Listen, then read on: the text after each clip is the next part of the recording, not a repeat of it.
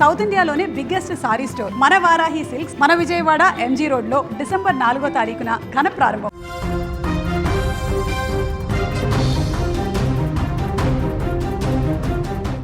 నైరుతి బంగాళాఖాతంలో శ్రీలంక తీరంలో ఏర్పడిన దిత్వా తుపాను ఉత్తర వాయువ్య దిశగా వేగంగా కదులుతోంది.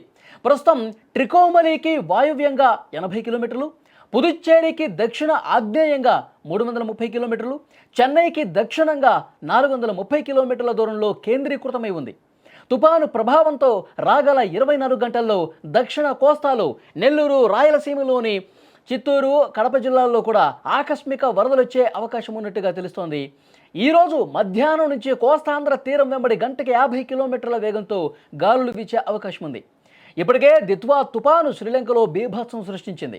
దీని ప్రభావంతో అక్కడ అత్యంత భారీ వర్షాలు కురిశాయి. ఈరోజు తుపాను ఉత్తర వాయువ్య దిశగా కదులుతూ ఈరోజు అర్ధరాత్రి నాటికి లేదా రేపు తెల్లవారుజాములోపు ఉత్తర తమిళనాడు, పుదుచ్చేరి, ఏపీలోని దక్షిణ కోస్తా తీరాలకు సమీపంగా వచ్చే అవకాశం ఉంది. రేపంతా తుపానుగా తీవ్రత దీన్ని కొనసాగించి రాత్రికి తీవ్ర వాయుగుండంగా బలపడే అవకాశం ఉందని భారత వాతావరణ విభాగం తెలిపింది. సోమవారం ఉదయానికి చెన్నైకి సమీపంగా వెళుతుందని, తర్వాత తీరం వెంబడి ప్రయాణించి సముద్రంలోనే బలహీనపడే అవకాశం ఉందని వాతావరణ శాఖ అంచనా కట్టింది. ఈ తుపాను ప్రభావంతో రాబోయే 3 రోజుల్లో ఏపీలోని దక్షిణ కోస్తా, రాయలసీమలోని కొన్ని ప్రాంతాల్లో విస్తారంగా వర్షాలు కురిసే అవకాశం ఉందని అమరావతి వాతావరణ కేంద్రం పేర్కొంది. ఆదివారం శ్రీ పొట్టి శ్రీరాములు నెల్లూరు జిల్లా, చిత్తూరు, తిరుపతి, అన్నమయ్య జిల్లాలకు రెడ్ అలర్ట్ జారీ చేసింది. అదేవిధంగా తుపాను ప్రభావం చూపే అవకాశం ఉన్న ప్రకాశం, నెల్లూరు, శ్రీ సత్యసాయి, వైఎస్ఆర్ కడప, అన్నమయ్య, చిత్తూరు, తిరుపతి జిల్లాల యంత్రాంగాలను అప్రమత్తం చేసినట్లు విపత్తుల నిర్వహణ సంస్థ తెలిపింది. సహాయక చర్యల కోసం ఎన్డీఆర్ఎఫ్, ఎస్డీఆర్ఎఫ్ బృందాలను సిద్ధంగా ఉంచామని ఈ సందర్భంగా వెల్లడించింది. ఇక ఈ దిత్వా తుపాను నైరుతి బంగాళాఖాతం ఆనుకుని తమిళనాడు, పుదుచ్చేరి, దక్షిణ కోస్తా తీరాలకు చేరే అవకాశం ఉండటంతో ఏపీలోని అన్ని ఓడరేవుల్లో కూడా 2వ నంబరు ప్రమాద హెచ్చరిక జారీ చేశారు. మత్స్యకారులు ఎవరూ వేటకు వెళ్లొద్దని హెచ్చరిక పంపారు.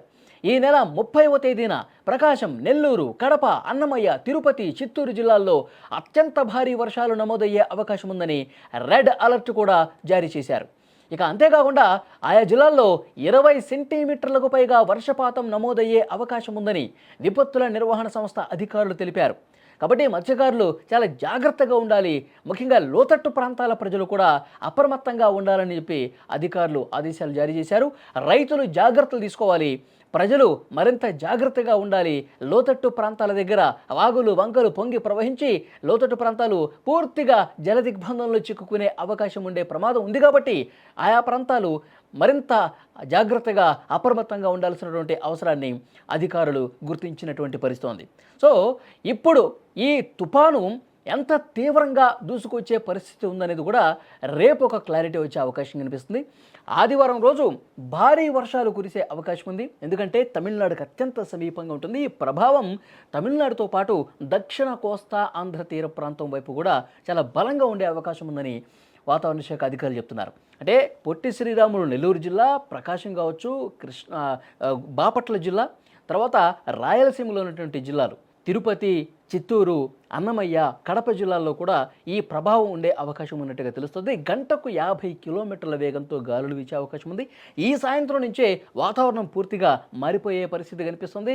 ఈ రాత్రి నుంచి వర్షాలు మొదలై ఆదివారం రోజు అత్యంత భారీ వర్షాలు కొన్ని ప్రాంతాల్లో కురిసే అవకాశం ఉంది. కాబట్టి ప్రజలు అప్రమత్తంగా ఉండాలి. ముఖ్యంగా రాయలసీమ, దక్షిణ కోస్తాంధ్ర, ఈ తమిళనాడుకు దగ్గరగా ఉండటం చేత ఇవి అత్యంత ప్రభావితమయ్యేటువంటి ప్రాంతాలుగా వాతావరణ శాఖ గుర్తించింది. సముద్రం కూడా కొంత అల్లకల్లోలంగా ఉండే అవకాశం ఉంది. ప్రమాద హెచ్చరికలు కూడా జారీ చేస్తూ ఉన్నారు. మత్స్యకారులు వేటకు వెళ్ళొద్దని చెప్తున్నారు. ముఖ్యంగా ఆయా జిల్లాల అధికారులు కూడా, కలెక్టర్ల దగ్గర నుంచి కింది స్థాయి ఉన్న అధికారులు కూడా అప్రమత్తంగా ఉన్నారు. హోంశాఖ కూడా ఎప్పటికప్పుడు అధికారులతో మాట్లాడి ఈ తుపాను గురించి పరిస్థితిని సమీక్షిస్తోంది. అవసరమైతే, ఎందుకంటే వరదలు ఒకవేళ ఆకస్మికంగా వస్తే గనక, అత్యంత భారీ వర్షాలు కురిసి లోతట్టు ప్రాంతాల వైపు వాటర్ ఫ్లోటింగ్ ఎక్కువగా ఉంటే గనక అక్కడ వేగంగా చర్యలు తీసుకునేందుకు అధికారులు కూడా పూర్తి అప్రమత్తం అయినటువంటి పరిస్థితి కనిపిస్తోంది.